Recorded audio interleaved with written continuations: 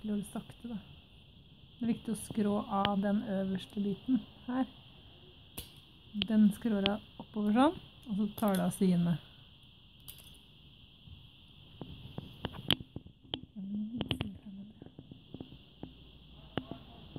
Av med toppen.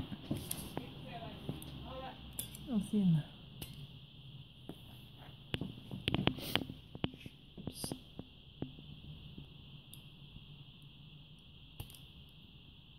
Ja, det er litt sånn skrå, så den er ikke noe god referanseklo.